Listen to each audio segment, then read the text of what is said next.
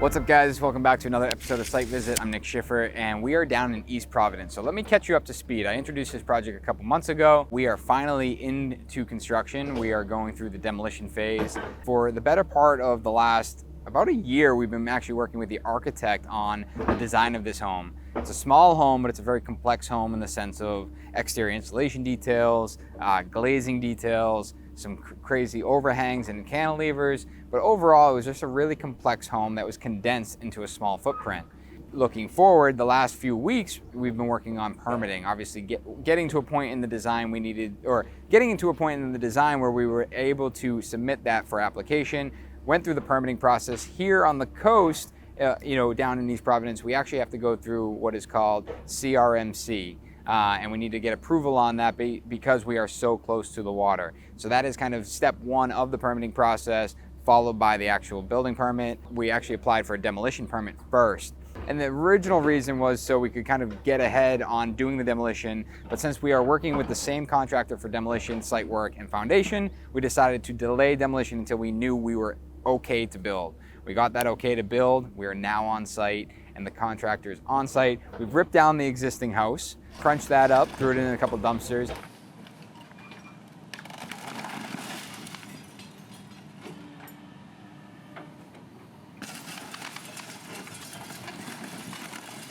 And now what is going on behind me is they're now getting all the concrete off the job site. Getting all the concrete, that will go into a concrete recycling plant. And then we're actually crunching up and keeping a lot of the field stone that is part of the foundation, as well as on some of the landscaping walls and just in the general soil itself. We're going to separate those, store them on site so we can use those for future landscaping walls. The new home, the location actually is very similar. Right before I filmed this, Dan over there in the excavator grabbed me and said that we actually hit some ledge. So right behind me, along the front of this house, we actually knew that there was going to be some ledge. There was evidence of it in the foundation. So we're going to have to look at that and figure out how does that impact our future foundation. The existing house, I did just say it's in the same location. It's actually twisted just slightly to be more parallel with the street rather than kind of cocked the way it was before. But we want to address and figure out if that ledge is going to be an issue, if we have to get a hammer in here. Thankfully, it's not a lot. And actually, he informed me that over near where the machine is, there was actually some other ledge that was actually breaking up fairly easily, which is good news. We're not going to get in here and start hammering for an enormous amount of time, maybe just some selective hammering. Now, what we're getting into now is that once this concrete's off site, we'll start prepping for foundation. We do need to get a demolition inspection, basically saying, yes, we demolished the house entirely, including the existing cesspool. We're ready to build a new home. Building that new home, we're going to get right into the foundation. Now, if you guys remember, we are going for passive certification. There's a lot of details. We're actually partnering up with Rockwell on this project, and they've helped us work through a lot of the exterior and interior insulation details. So the entire home is going to be insulated with Rockwell mineral wool products. Everything from the comfort board on the exterior of the foundation, as well as the exterior of the wood frame walls and the roof system. And then on the inside, we're going to be using the comfort bat. So there's absolutely no foam being used in this project. We've decided to use Rockwell, and a single source product is going to make that really easy, but also allows us to work with them on the technical side, which even through design, we were going back and forth, figuring out exactly what we needed, where our WRB was, where the dew point in the wall was going to be, if we needed a vapor retarder on the inside, which we actually do not.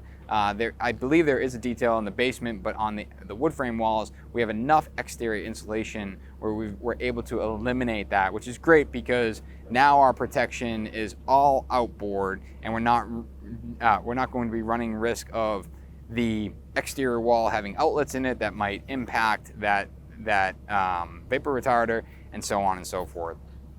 We'll touch base on all of that in a future episode, but really today is about the demolition and making sure that we're prepping the site correctly.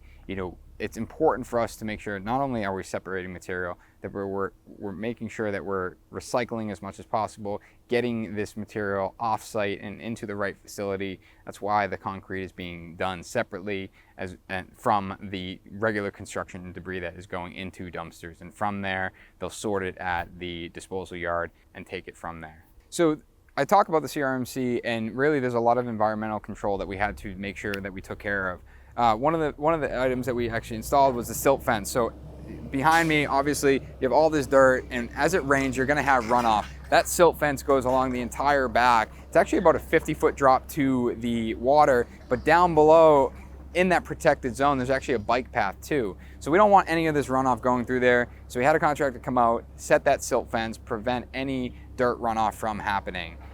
Secondly, in the future, we also need to make sure we're collecting our roof runoff as well as any drainage on site. So we actually have a below grade drainage system that goes around the entire foundation, collects the rainwater, and actually funnels it down to what we're calling a rain garden. So at a lower portion of this job, we'll have a gravity fed, meaning that everything kind of just runs down there through gravity, whether it's through the drainage pipes or through the grade, and hits this rain garden. And we'll talk about that when we're installing it, and we'll talk about the materials that we're using and why we're using it, but it's something that is dictated by the environmental plan for this home.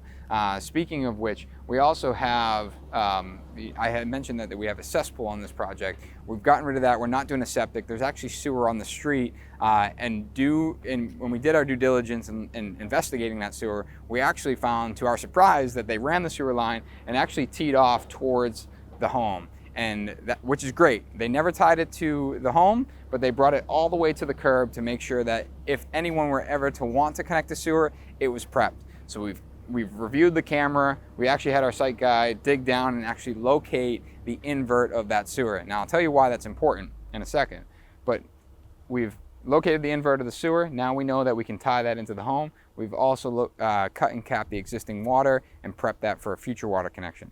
The reason that we needed to locate the invert of the sewer was very, very important due to the height of the home.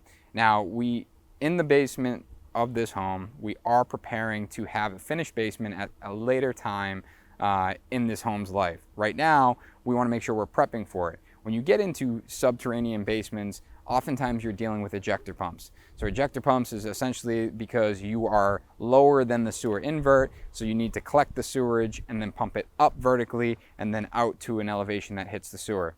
By locating the sewer invert now, we were able to determine that the house was pretty close to where it needed to be, and what we effectively did is raise the house just a few inches to allow that sewer invert to come all the way across the site and actually hit underneath our foundation wall, which gives us the opportunity, which is going to be what our lowest point is going to be, is that 3-inch outlet out of the toilet in the basement.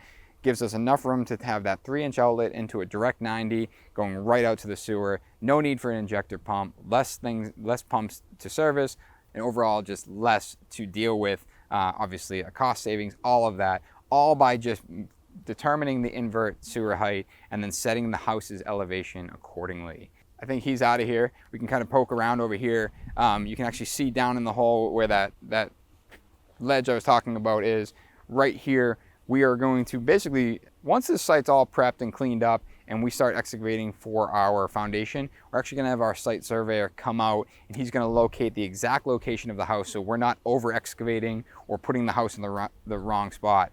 From there, we're actually going to have him pin the location of our footings. So the surveyor is going to come out, take the design drawings. He's going to locate exactly where the foundation footings need to be. We're going to drop our footing forms in, locate that and place the footings. He'll come back out, he'll pin the corner of our foundation walls, again making sure that we are dead on where we need to be, and we'll place those foundation walls, and then at a later point he can come out and do his as-built, and we'll know that this house is exactly where it needs to be. He'll also help us determine from our sewer invert to make sure that we are prepping for the correct height, because he's able to take those elevations from our benchmark that has already been prepped on our civil drawing. So like I said, we are through demolition, we're going into site prep and then into foundation. And one of the most intricate parts of this job will be the framing, which of course we're excited to get into, but there's gonna be some unique details in the concrete work. Oftentimes you don't see slab on metal deck in residential, but the garage will actually have a slab on metal deck with space below. But you have to stay tuned for a future episode to understand why we're doing that. As always, guys, we appreciate you watching. Make sure you hit that subscribe and turn on notifications, and we'll see you next week.